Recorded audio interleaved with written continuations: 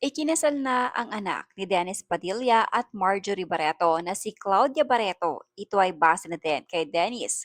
Matatanda ang isang linggo na din ang nakalipas na maging usap-usapan ang tila pagkakaayos ng mag-aama dahil sa naging post ni Dennis na kung saan magkakasama ang mga ito. Ngunit ngayong araw ay tila nagkaroon na naman ng problema ang mga ito matapos mag-post ni Dennis Padilla ng tila pagkadismaya sa naganap na kasal ng kanyang anak ngayon. Post ni Dennis ay ginawa lamang umano siyang visitor sa halip na father's bride. Grabe kayo, nabudol niyo ako.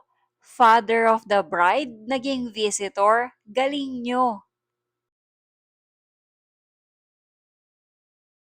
Burado na din ang larawan nilang mag-aama sa kanyang social media.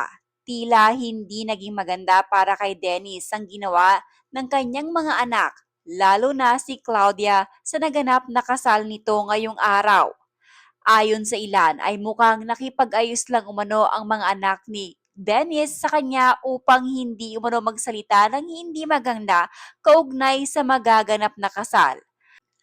Ayon naman sa ilan ay dapat hindi na umano damdamin pa ni Dennis Padilla ang nangyari sa kasal ni Claudia dahil hindi naman daw talaga siya naging ama sa kanyang mga anak. Kung tutuusin nga umano ay toxic na magulang si Dennis dahil sa halip daw na napag-usapan na lang nila ng kanyang mga anak ito sa pribado ay kinakailangan pa daw talagang i-post pa nito sa publiko.